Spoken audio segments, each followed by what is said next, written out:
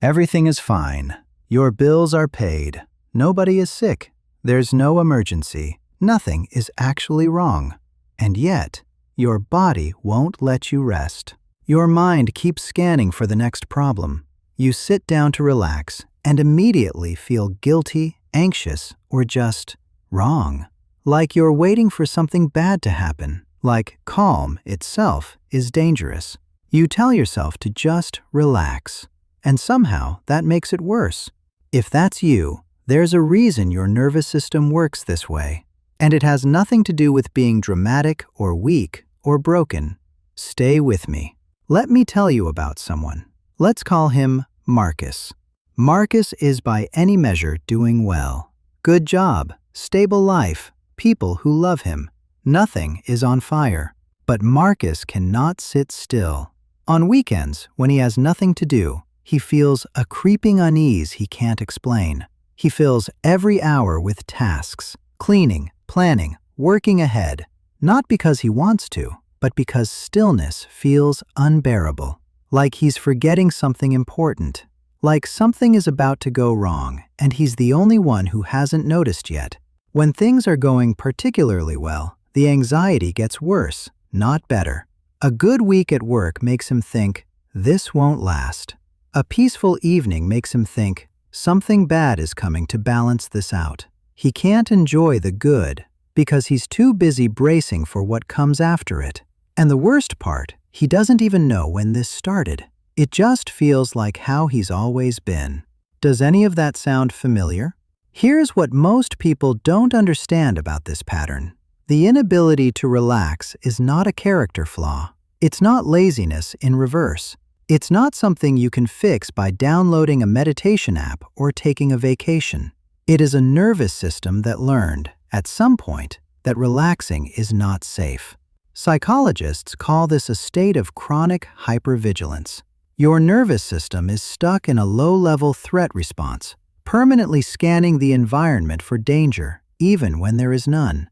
It's the same biological mechanism that kept your ancestors alive in genuinely dangerous environments. The problem is that your nervous system doesn't know the danger has passed. It never got the signal that it's allowed to stand down. And that signal, the one that says you're safe, you can rest, most people learn it in childhood. When a child grows up in an environment that is consistently safe, predictable, and calm, their nervous system learns a foundational lesson. The world is generally okay. Problems get solved. Things work out. Rest is allowed. But when a child grows up in an environment that is unpredictable, where things can shift without warning, where calm was often followed by chaos, where the adults around them were anxious, volatile, or absent, the nervous system learns a very different lesson. Calm is not safety. Calm is the moment before something goes wrong. And so the child develops a strategy. They stay alert. They watch. They prepare. They fill the silence with worry because worry feels like control. If I think about every possible bad thing, at least I won't be caught off guard. That strategy was brilliant for survival. It kept the child prepared, vigilant, ready. But now that child is an adult, and their nervous system is still running the same program. In a life that is objectively much safer than the one it was designed for. Here's what this actually looks like in daily life. Because chronic hypervigilance doesn't always look like obvious anxiety. It looks like the person who can't watch a movie without checking their phone every 10 minutes.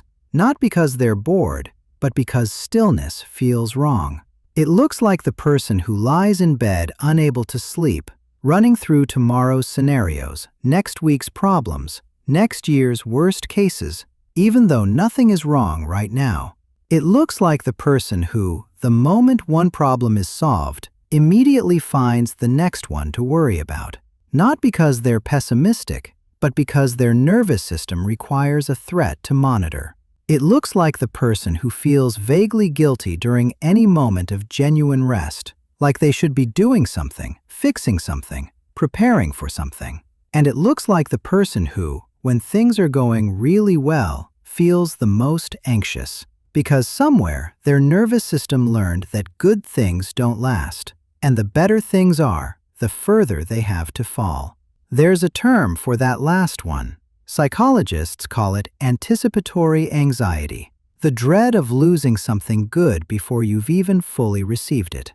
It's why some people can't enjoy a happy relationship without waiting for it to end, can't enjoy a good period at work without waiting for the crash, can't accept a compliment without immediately wondering what the person really means.